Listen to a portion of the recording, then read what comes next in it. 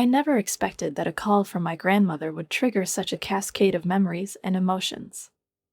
My name is Laura, and at 29, I had built the life I had always dreamed of, a leadership position at Morgan & Reed Investments, a luxurious apartment in downtown Boston, and, most importantly, complete independence from my so-called family. A family that had once meant everything to me, but now, I barely felt any connection to them. My worldview had long been shaped by entirely different principles. The hectic concerns about business, success, and career were what defined my life. I prided myself on not needing outside help and not seeking approval. My parents had long retreated into their own world, consumed by their own affairs, and we barely communicated. The only person who remained that small island not swallowed by the everyday storm was my grandmother. I still kept in touch with her, although less often than I would have liked. The call that interrupted my day was unexpected. I was standing by the window, looking at the city, at the autumn leaves bathed in gold, at the people rushing about their business, when I heard my grandmother's familiar, warm voice on the other end of the line. "Laura, dear," her voice always full of softness and care, like a cozy blanket, "listen, I need to tell you something. I want you to know that your parents and Jenny have moved into a new house." For a moment, my hand froze, and I felt something tighten inside me.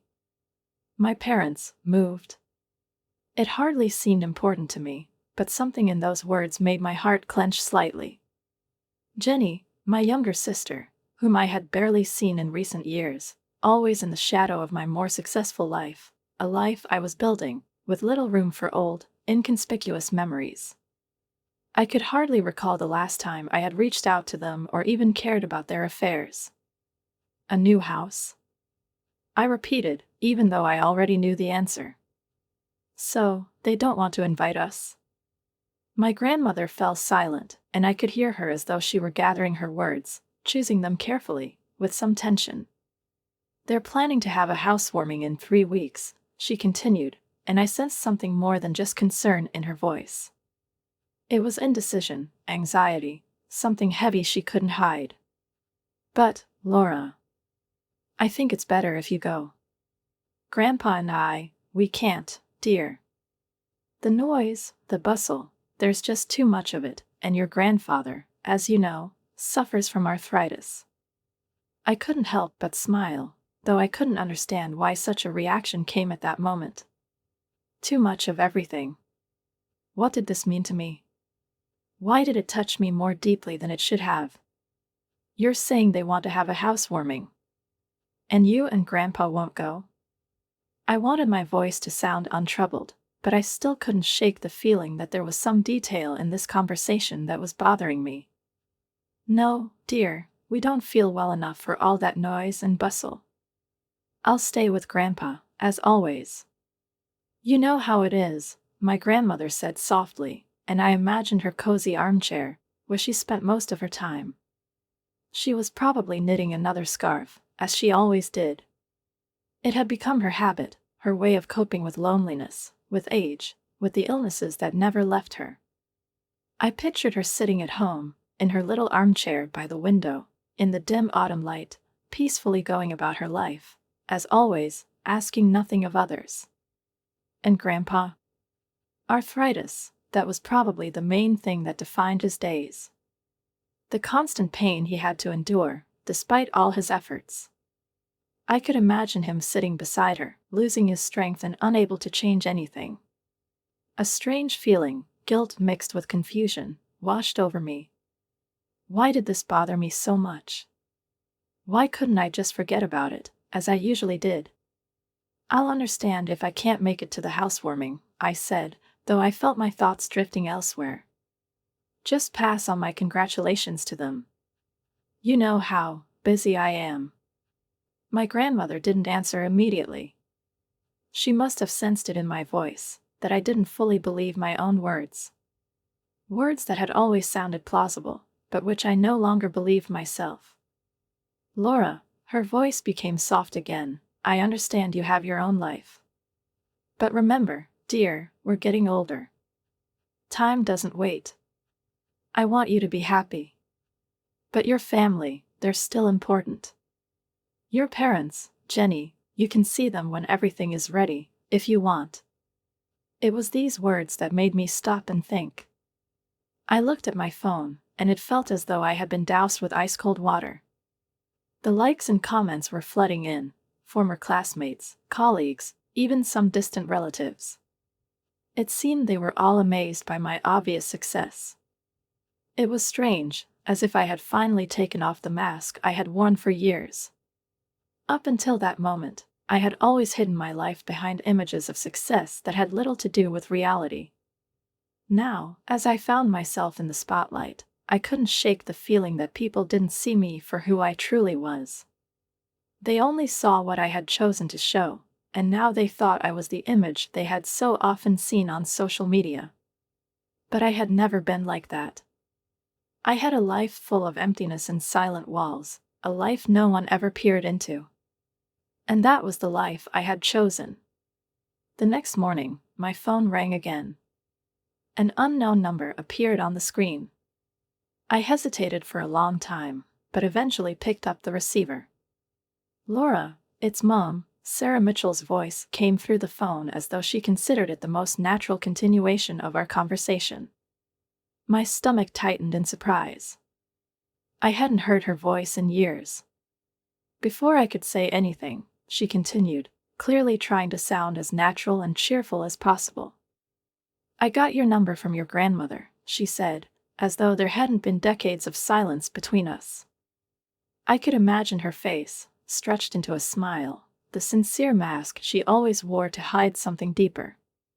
In that moment, it seemed to me that her voice lacked any real emotion, too strained, as if pulled from around a corner.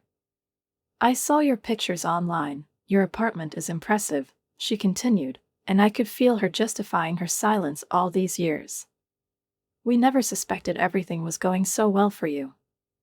I closed my eyes, and fragments of memories resurfaced in my mind, like an old film, its frames blurred, but still recognizable.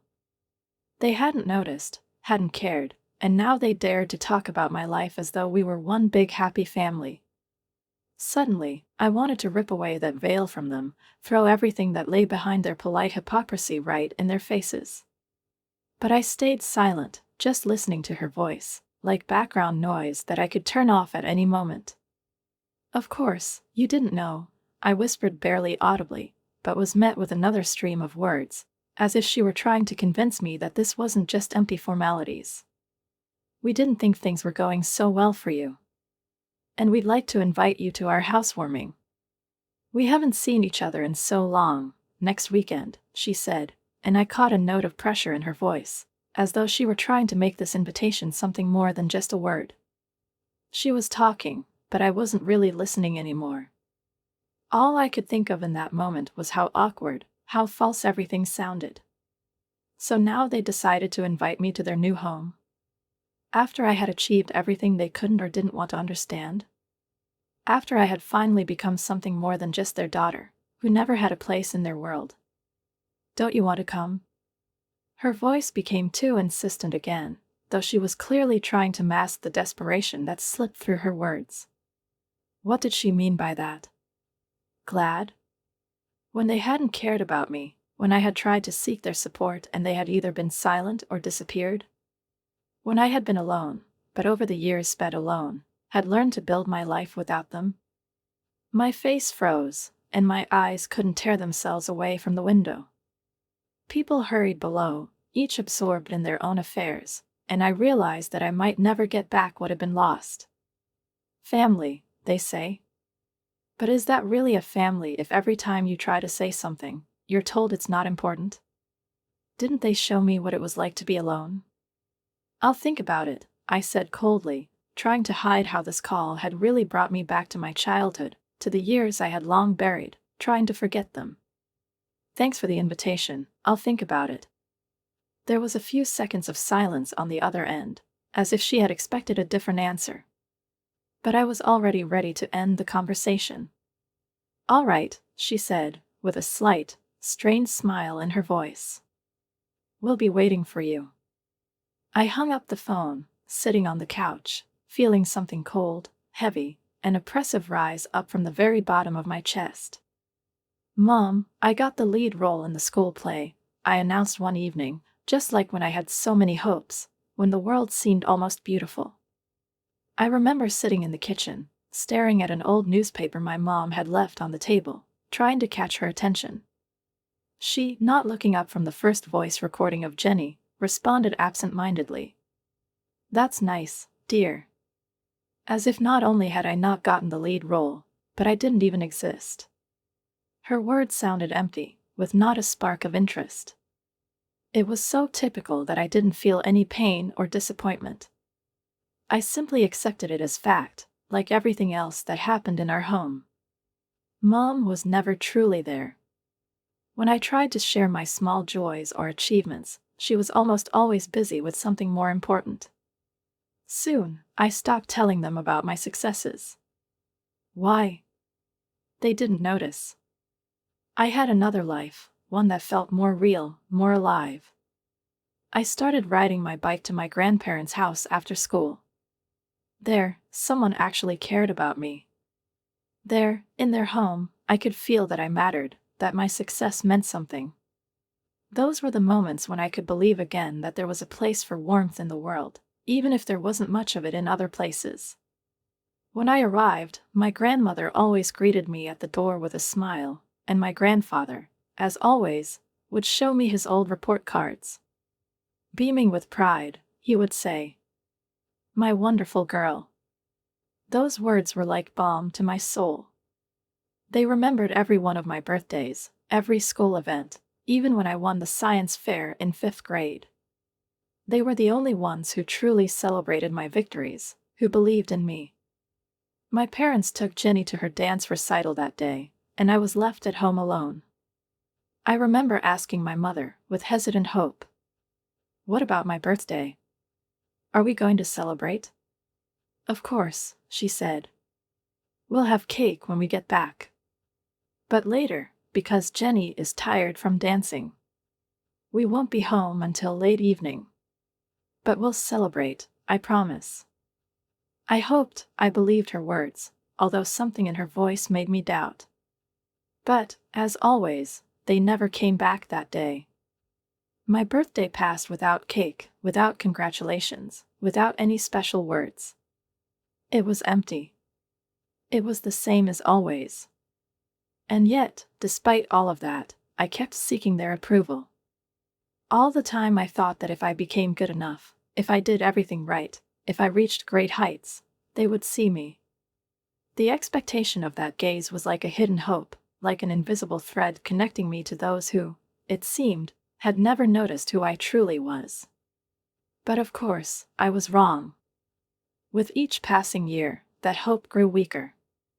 Now, when I heard my mother's voice on the phone, it felt like I was returning to those days. She hadn't changed. Her words were just as meaningless as before. I couldn't believe that, after all these years, that voice was once again filling the space. The mother who hadn't bothered to call or congratulate me on an important milestone in my life, now suddenly called because of her move, as if we had never lost that connection. There was something artificially cheerful in her voice, like an actress playing a role she didn't understand.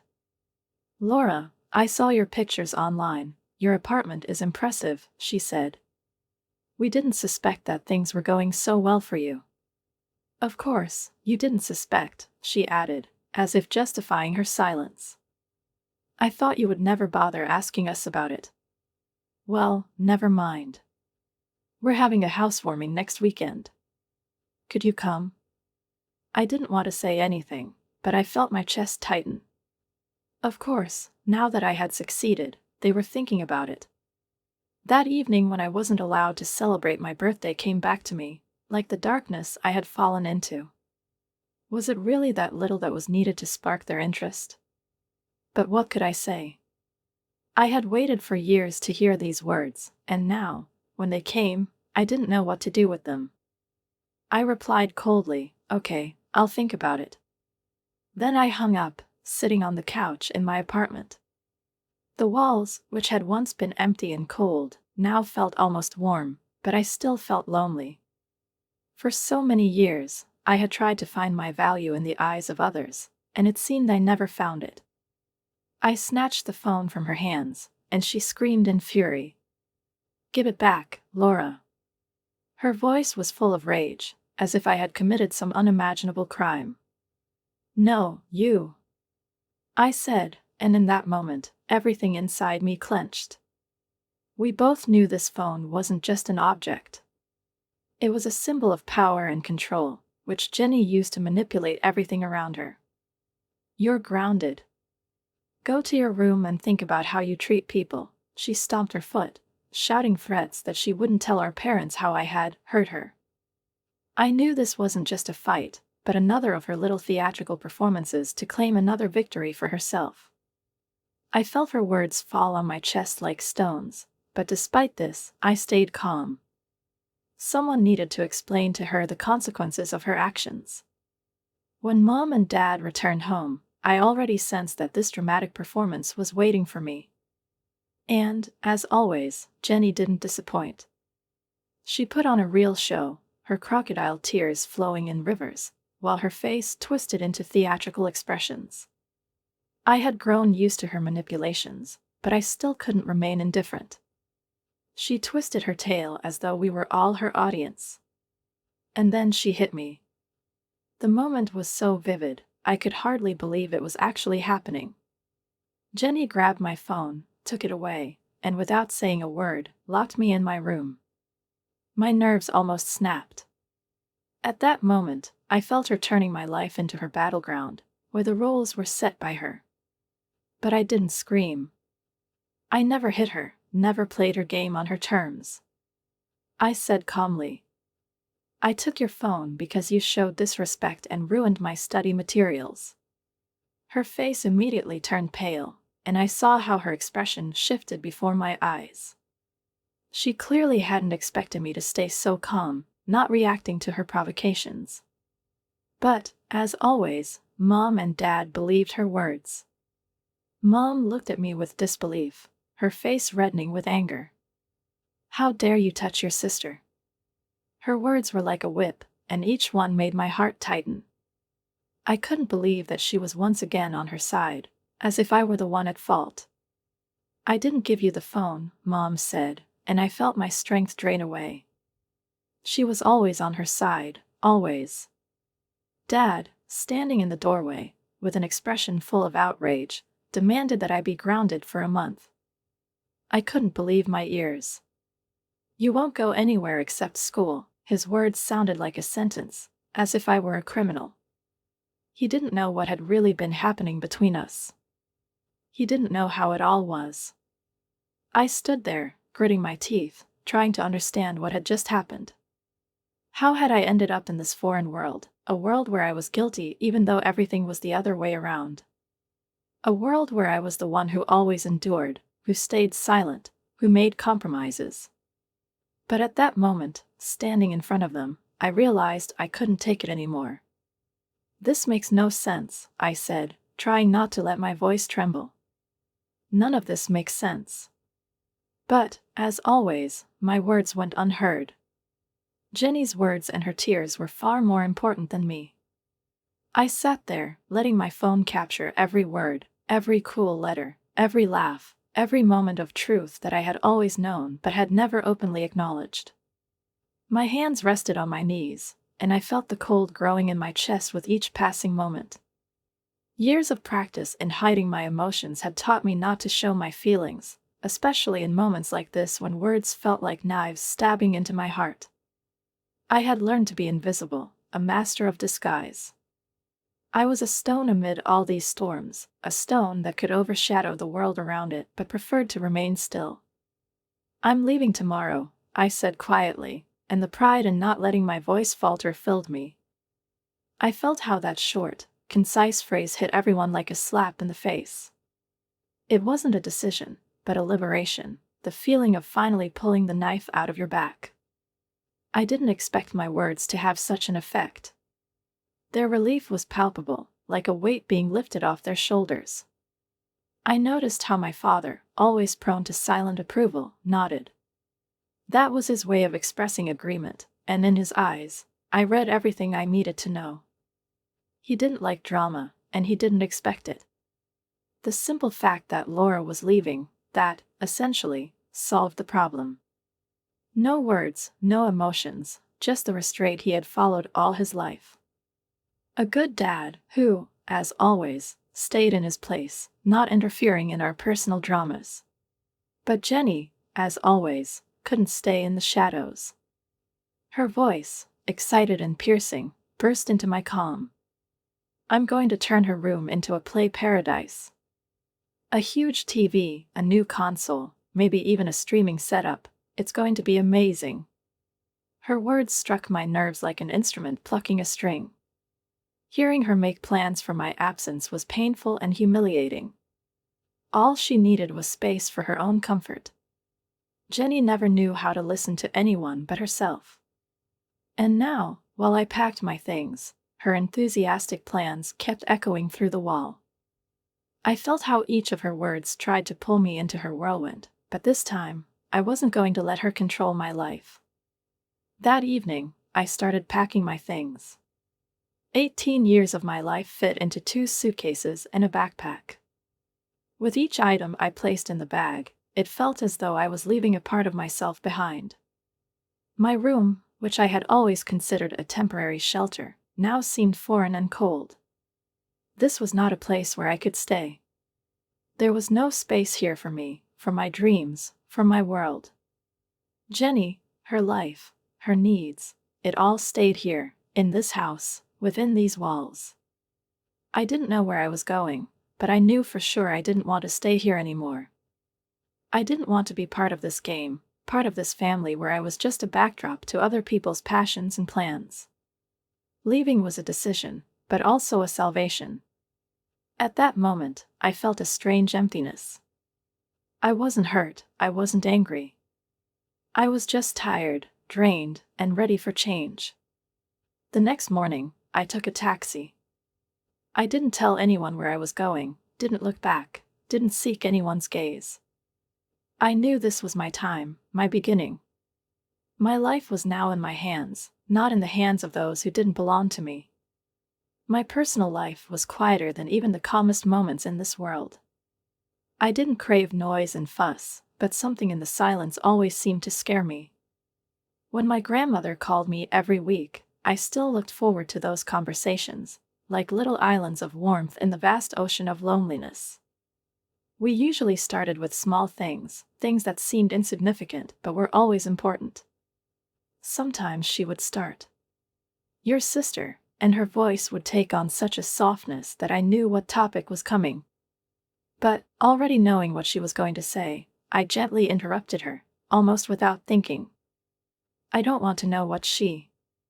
And my grandmother would sigh, understanding that it wasn't worth continuing the conversation in that direction. She never judged me, she just changed the subject.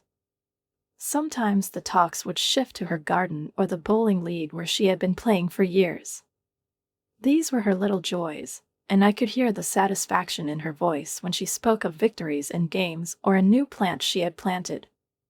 Her world was set up in such a way, without sharp turns, without surprises. It was small, but cozy, like an old armchair she would sit in for hours, weaving her creations. Grandpa and Grandma remained my only connection to the past, to those who had once been close, who knew me before I built that tall, almost glass-like wall between myself and the world. But even with them, I kept some doors tightly closed. I never wanted to share everything. There were things I couldn't talk about. Every conversation with Grandma ended like a form of liberation, but I always knew there was something important that couldn't be said. And that remained mine alone. Every week, we talked about everything and nothing. Recipes she had tried, books I had been reading carefully, the changing seasons that passed so quickly. But in these conversations, there was always one unchanging shadow. It touched on the emptiness that had formed around us, around our family. We talked about dances, about sports, about books we had read, about how the plants were growing in her garden. But all the while, this invisible emptiness hung in the air, a hole in the shape of a family that we couldn't, and didn't want to, fill. I tried to maintain dignity, not touching that part of life that shouldn't be touched. After finishing school, I was offered a job at Morgan & Reed. It wasn't just an opportunity, but a chance I had been waiting for. My parents probably wouldn't have been particularly surprised. It was all part of their expectations. But I knew that this moment was important not just for them, but for me. When I started working as a junior analyst, I still couldn't imagine how much this job would change me. I drowned in numbers, analysis, forecasts, and reports. But my knowledge of market trends quickly caught the attention of the management, and that was just the beginning. I spent long hours in the office, working on extra projects, tackling tasks that seemed difficult and overwhelming to most of my colleagues. I always took on the projects others avoided, those complicated cases that required not just knowledge but also patience. It was important for me to show everyone that I was capable of more. I wasn't looking for recognition, I just couldn't stop until I achieved results. Mitchell, my direct boss, noticed my efforts and once said, "Thomson's portfolio performance is impressive, Laura. I didn't expect you to handle this so quickly." I smiled then, not paying much attention to his praise. I was doing my job, as always, with full dedication. But with each new success, I felt the emptiness inside me growing.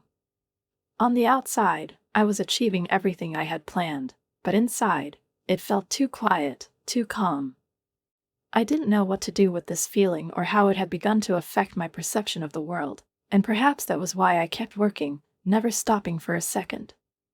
She enveloped me in a strong embrace, scented with perfume, and I immediately felt as if time had once again opened its gates, bringing me back to a world I had long left behind.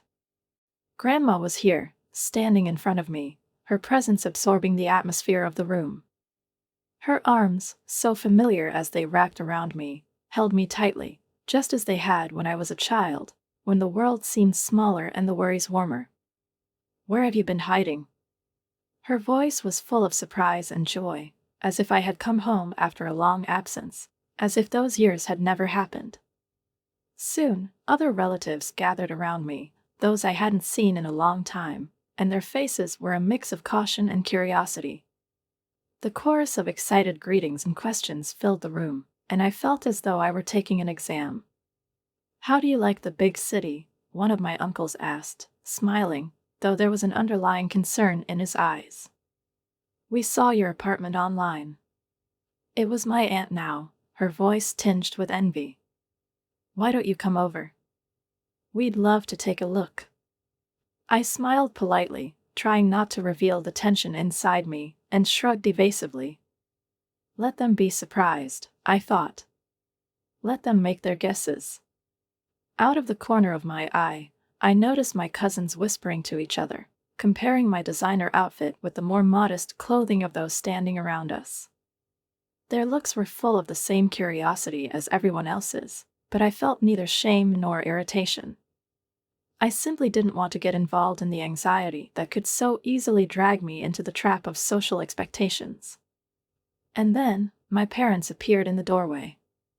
Mom had more gray in her hair than I remembered, and her face seemed a little more tired than in those old memories. Dad had changed too, his belly had grown thicker, and his gait was a little less confident. I noticed all these changes, though I couldn't allow myself to dwell on them. Behind them stood Jenny, her face cautious, with the same mask she always wore when trying to hide her inner unease. The years had changed us all. And me too.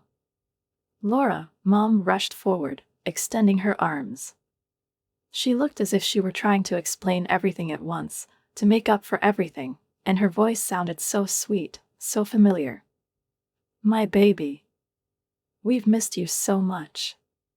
Dad joined the embrace, and I felt his heavy arms around me. His scent was so familiar, so homely, and in that moment, it suddenly seemed like I was once again the girl who was loved, who didn't have to be forever strong and independent. "We're so proud of everything you've achieved," he said, his voice also filled with emotion, but his pride wasn't sincere joy. It was more like a feeling he didn't know how to express, but that he probably did feel. I felt once again that abyss between us, that invisible chasm that had grown wider with each passing year. It was hard for me to fully immerse myself in the atmosphere of smiles and chatter, because at that moment, I acutely realized how little of it was real. These people around me didn't know me. I was a character to them, someone who fit nicely into their idea of the right life. But they didn't truly know what was going on inside me, how heavy my life had been behind these walls, in these luxurious apartments, surrounded by their expectations. Even Jenny, standing behind them, as always tried to stay in the shadows, attentive, but I caught something more in her gaze than just ordinary curiosity. It was envy, resentment, some hidden malice she couldn't entirely conceal. In her presence, everything became alien and tense. I looked at these people and felt how everything around me dissolved in the thick, sticky air. They didn't know me, and I didn't know them. We were connected not by love, but by habit. We were bound by years of silence and expectations, but not by sincerity.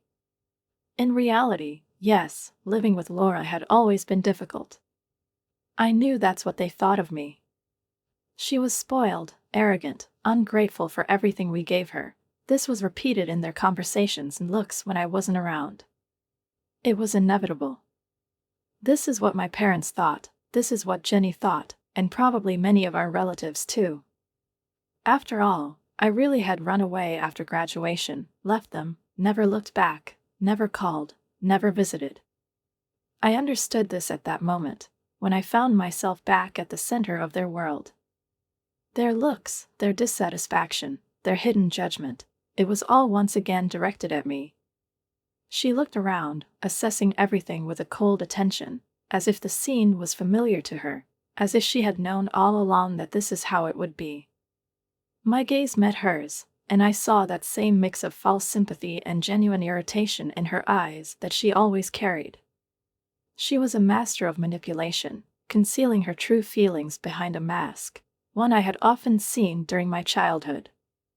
Then she turned to the others, and I noticed how her gaze flicked from one relative to another, as she tried to capture each of their movements. This moment was not for me. It was a performance, in which, as always, I was playing the wrong role, the one not of my choosing. Jenny dabbed at her eyes with a tissue, as she always did when she needed to remind everyone that she was, in a situation. The same fake tears she had perfected as a child to attract attention. And she knew full well that it would work. "Child, let me share something," she said, pulling out her phone, clearly preparing something that would amplify the effect. She pressed a few buttons, and soon a video appeared on the screen. This time, I couldn't hide anything. I felt something tighten in my chest. It was a recording from the day I left, when I was 18. I saw myself on the screen, a teenager, with a hint of fear in her eyes, but with the determination I had been proud of. But now, in this room, it felt like everything was crashing down on me. The faces of my relatives became even more guarded as my voice filled the space. The voice I had once desperately tried to suppress so I wouldn't be like them. And what about college? My voice was confident, but with a hint of defiance, just like I had been at that moment. And were my parents cruel? "We don't pay for your education, that money's for Jenny's future." The silence that followed was so dense it could have been cut with a knife. My parents could no longer hide their feelings, and I saw it. Mom's face twisted slightly. She tried to remain calm, but her mask cracked. Dad's hands tightened around his fork, his fingers turning white, as if he was suffocating, as if his whole life had condensed into that tiny, hated detail. The room grew silent. There was no laughter, no conversation. Only my teenage voice, which seemed to fill every grim space. "We never wanted you to be born," my father's cold voice cut through, his words slicing into me like ice. "Your mother couldn't have an abortion." I froze. That moment, that phrase. It wasn't just a painful truth, it was something more, something unimaginable. I couldn't say anything more. My whole life, Everything I had tried to hide behind the facade of success and independence burst out like water through a crack in a wall. It wasn't so much a revelation as a blow. And although I had long gotten used to his coldness, those words once again made me feel small and helpless, just like I did when I lived with them and believed that, at least a little, they loved me. That evening at Grandma's house, when I stood among all those faces, their gazes full of judgment and sympathy, was the moment I had been waiting for all those years. I didn't know it would be like this. I didn't know that meeting with my family would be the final blow that would throw me off balance. But it was that moment when I realized everything I had gone through before didn't matter. This performance wasn't my choice. I wasn't going to play by their rules anymore. "Do you understand what we've been through?" my mother said. Her voice, usually so sweet, became more insistent. "We tried so hard, Laura. We did everything for you." I could no longer stay silent. It was as if lightning struck me. I stood up and felt my chest fill with hot air, as if I was finally breathing. That moment when no word was enough to convey all the pain I had been hiding inside. "Yes, I know you tried," I replied, my gaze unwavering as I looked straight into her eyes. "But when you didn't support me, when I wasn't there, what did you do for me? Where were you when I needed your attention, your care?" Everyone in the room fell silent. Even Jenny, who had always been so good at her fake tears, now sat with her head lowered, unsure of what to do. "I didn't leave you because I wanted to," I continued. "I left because there was no place for me with you. I left because I realized you couldn't see me. You never saw me. Only what you wanted to see." At the moment I said those words, I felt the wall I had built around myself over the years start to crumble. I was no longer the Laura who hid behind the mask of independence, the one who tried to please everyone whose opinions had always been so important to me. I had finally been able to say what I thought. I could finally be honest, not just with them, but with myself. "We've all changed," I went on, my voice softening, but the firmness didn't fade. "I've changed. I don't want to be a part of this anymore. You can keep living in your world, but I've chosen my path. I've decided to be myself, and that requires strength I never got from you. I won't pretend anymore." My parents, frozen in place, couldn't find the words. Jenny finally raised her head, and on her face, I saw something new. Not pity, not malice, but awareness. I couldn't say what it was, but in that moment, I saw her differently. Perhaps she too had suffered, but unlike me, she had never tried to break out of the circle. I turned and walked toward the door. There was a sense of defeat in their eyes, but I didn't feel pity.